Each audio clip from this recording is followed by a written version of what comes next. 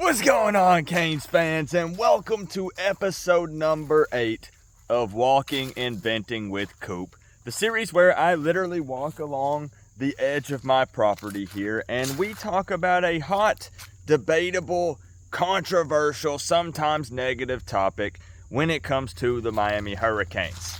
Now, before we dive into this episode, I need to remind you guys that I just got back from Miami, so your boy Coop's been driving about 16 hours. I got back in early this morning. I'm talking like 2-3 a.m. Your boy Coop is running on fumes, but man, I'm still kind of riding the high, that dopamine rush from that game. So I'm just letting you guys know if the energy's not quite there, that's why. Second thing real quick. This episode has got to be dedicated to my man Jerry Tuttle that I met at the tailgate. Been serving in the Army for 30 years, about to retire, and he said that this series right here, Walking and Venting, is his favorite one on the channel. And Jerry, just for you, I know you like those leaf crunches, my man. So let's get into it today. There's not a whole lot to complain about, right? I mean, Miami finally took down the big bad Clemson Tigers. Whether you want to argue how good or not good they are this season, Miami hadn't beat Clemson in 13 years. It felt good. There's not a whole lot to complain about, right? Let's talk here for a second. I've not been on social media. I told you guys I've been driving. I've not really had a chance to scroll through YouTube, Twitter, or the forums or anything like that. But I did a little bit. And also there was a lot of talking at the game that there's now a QB controversy at Miami. Emory Williams should be QB number 1 because he makes his first start as a freshman. And he beats Clemson. Something Miami has not been able to do in so long. And I'm here to say that no, there is not a QB controversy at Miami. Now, we had one last year. Let me tell you, I know a lot of that had to do with Josh Gaddis, but you guys remember the QB hokey pokey, right? Is it Tyler Van Dyke? Is it Jakari Brown? Is it Jake Garcia? We don't have that this year. Tyler Van Dyke is QB number 1, followed up by Emory Williams, and then Jakari Brown. Now let's dive into it and talk for a second, because I need you to hear me out before you start, typing a comment and making a bunch of assumptions. First off, let's not downplay that performance by Emory Williams. You make your first freaking start. Now remember, he got some playtime early in the season. Thank goodness. That was so helpful, right? But your first official start, and it's against Clemson, and you win. Yo, he will remember that forever. Fans will remember that forever. This dude is a freaking legend almost already. Maybe I'm jumping to conclusions a bit. Not legend status yet. But bro, you're always going to be remembered as the quarterback that came out and your first start was against Clemson and you beat them. Down goes Dabo, right? The Clemson Tigers are a mess, man. Dabo's throwing fans under the bus. He's throwing his players under the bus. I'm here for it. I'm a very happy man right now. But let's get back on track. At the end of the day, Emory did what he needed to do to help the team win. But his performance was nothing crazy. We're talking about around 24 of 33, 151 yards, 1 touchdown, 1 interception. That's about a 70% completion percentage. 151 passing yards is, that's just okay, right? That's not the best. When you think about Tyler Van Dyke's worst passing game, just yardage-wise, talking purely yards, was against Temple, and he threw for 225. And keeping in mind that this Clemson game went to double overtime, and there were some passing yards that were racked up in the overtime as well. But like I said, let's not downplay it, right? The dude came out, did what he needed to do. He was very disciplined. He was very calm, cool, collected. He didn't really ever look rattled, honestly. Now, there were some freshman mistakes that you guys saw, right? I'm sure you saw it on TV. I was at the game. Everybody saw it there in person. There were times where there were guys that were wide open and he missed them. There were times where he looked maybe a little confused, maybe a little flustered. Several times where, you know, just freshman things that you would expect out of a freshman. But really, it doesn't matter because the team found a way to win, right? They wanted to play for Emory. But I do have to say that really what won Miami the game, can we all agree on this? It's a team sport, okay? Like I said, do not downplay Emory. What really won this game for Miami was the offensive line and the defense. Miami was able to line it up. They rushed for 211 yards. They were able to line it up, and Clemson's over here stacking the box, knowing Miami is going to run. And you know what? It didn't matter because we ran it down their throats anyways, and we did it all game. The O-line gets a huge amount of credit. And man, that defense, Ruben Bain balled out. There were so many times where Miami won those one-on-one matchups on the outside. Klubnik tried to send it. And our DB stepped up, man. All things considered, they did. So that's really what won Miami this game. They held Shipley and Maffa to 31 yards rushing. All I heard all week. Coop, you don't know a thing about Shipley. Shipley's a pretty good physical running back. But boy, he also likes to fumble, doesn't he? Oh, man. It felt so good. Let's get back on track again. It's difficult to not celebrate because I just feel good about all this. Here's what I want to say. Tyler Van Dyke is still quarterback number 1, and it's not even up for debate. And I'm not talking even about from a fan perspective. Let's just be real here. I'm talking about from a coaching point of view. Your freshman quarterback plays and he takes care of business for you. But when you look at the stats and the things that happened, Tyler Van Dyke is still your number 1 quarterback as soon as he's healthy. And again, guys, I'm not trying to argue if you like Emory. Like, I like Emory too. And the dude has an extremely bright future, it looks like, at Miami. The guy's a baller. You guys know that I personally prefer a rah-rah vocal quarterback. And I was told that is Emory. That's not TVD. And you could tell the guys wanted to play for Emory. You could tell they did. They got so hyped. TVD, bro, at the end of the game, that was the most emotion I think I've seen that man show ever. Literally ever. And it was him hugging Emory and celebrating the win with him. I like a vocal, you know, hyped up quarterback. The guy that's hitting the O-line on the shoulder pads, you know, after plays and stuff and getting in everybody's face. That's what I like. But from a coaching perspective, you're going to go with the guy that has more experience. The guy that, you know, you don't have to limit your playbook with. It was very obvious in the Clemson game. There's a reason why they didn't go deep super often with Emory, even though the O-line was providing great protection. They really had to limit that playbook with Emory. They thought TVD was going to play. They're very well aware of the injuries or that he's hurt. You could tell it was limited with Emory. You always prepare like you're going to start the game, but there's always going to be that guy that takes the majority of the reps with the ones. And that is Tyler Van Dyke, because he is QB number 1. You know, if you were wanting to really make sure that Emory was extra comfortable, then he would have been taking all the reps with the ones in the spring and especially in the fall. So, you know, Dawson was kind of handcuffed a bit. And thank goodness, which is why I said give a lot of credit to the O-line, we were able to just run the ball whenever we wanted. So we really didn't have to worry about it. Emory made some great throws. Some really, really great throws. And our wide receivers also made some plays. There was the underthrown ball, the one that Colby Young caught. Excellent job adjusting, turning around, coming back to the ball. Really, really good stuff, right?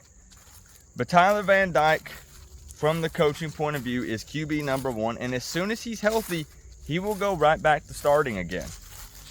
Now, I don't hate the idea, however, of, let's say we've got Virginia next week, right? Now, Virginia just beat North Carolina. Look, I get it. But thankfully, it doesn't work the way to where, you know, Miami lost to North Carolina, and since UVA beat North Carolina, that means UVA beats Miami. It doesn't work like that. Thank goodness, right? I still think Miami can handle business against Virginia. I don't think it'll be too big of an issue or a problem, hopefully. But maybe if Miami gets up, you only play Tyler Van Dyke for the first half or for 3 quarters, and then Emory gets even more experience. But I just wanted to come on here and say that it's not me picking sides. I'm not saying I like TVD more than Emory. I like Emory more than TVD. I'm just telling you guys there's not a QB controversy. The coaching staff is going to play Tyler Van Dyke as soon as he's healthy and he's ready to go. That's all I'm trying to say. And thankfully, we have a backup in Emory who now has a win under his belt in his first start as a Miami Hurricane against the Clemson Tigers. So we have a guy that we can rely on. We'll be a little bit handcuffed, with him for, the present. But in the future, he's the type of quarterback that Dawson will really be able to open this thing up.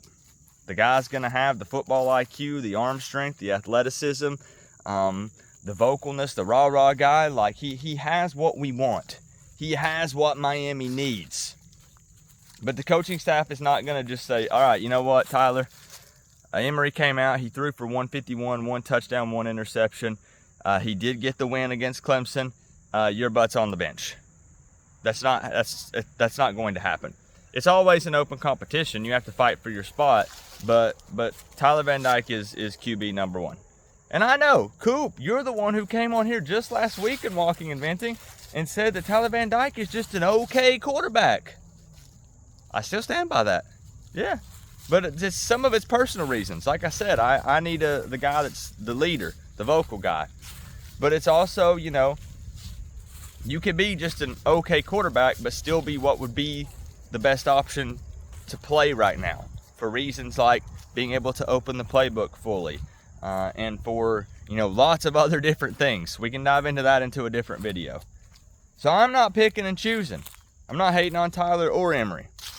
I do just think Tyler is okay. I don't think Miami can go, national championship level, like anything like that with Tyler, but maybe they could. It's no hate. It's no hate. He's family. He's family. It was interesting because when I got to go to the invite-only lunch, the VIP lunch while I was down there, I got to meet basketball head coach Jim Larinaga. I got to meet the women's basketball coach, Katie Meyer, the baseball coach. Got to talk to Amon Richards. There were some people there that talked with some NFL scouts. They are advising Tyler Van Dyke to return next year.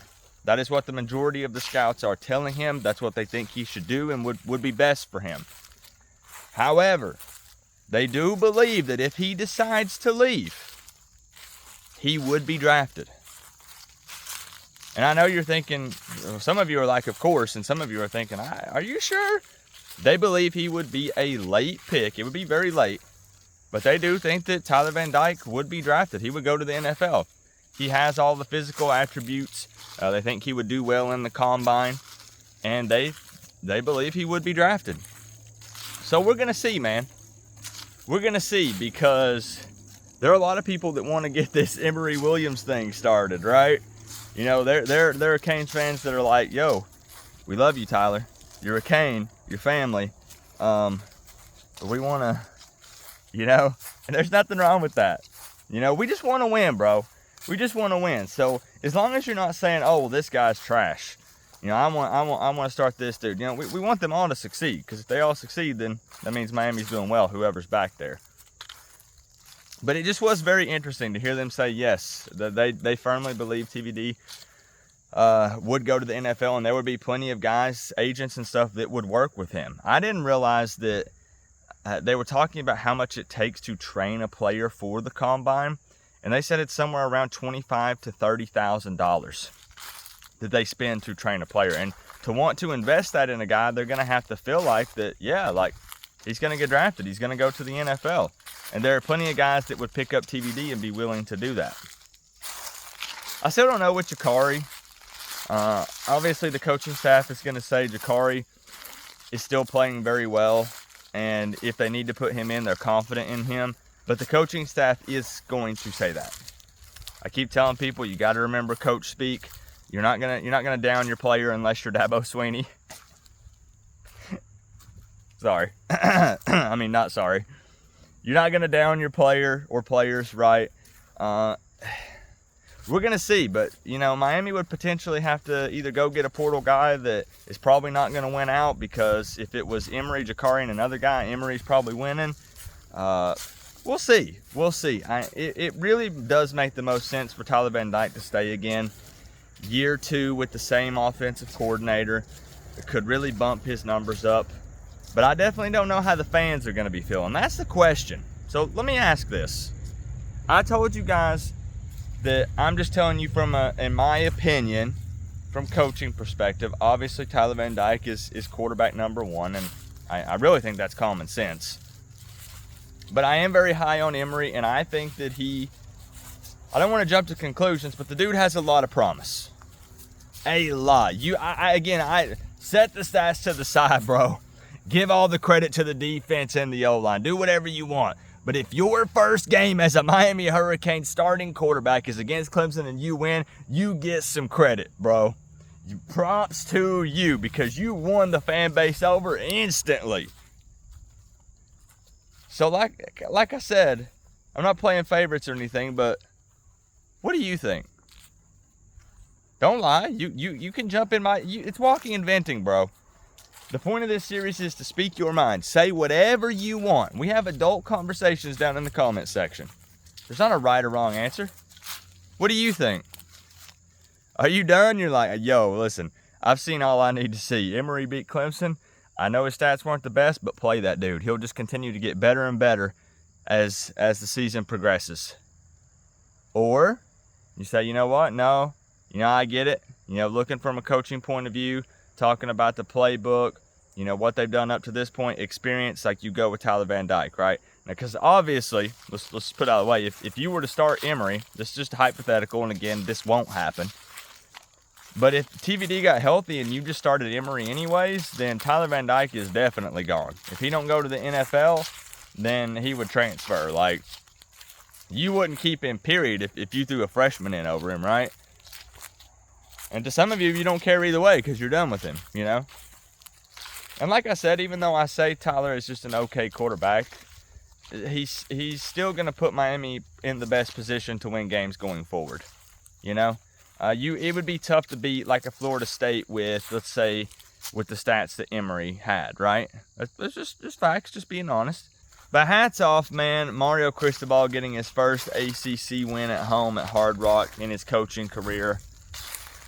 Pretty awesome that it was against Clemson. Pretty awesome that it was starting a freshman quarterback. How about that? That play, man. Brashard breaking one off, 80 yards, but then fumbling.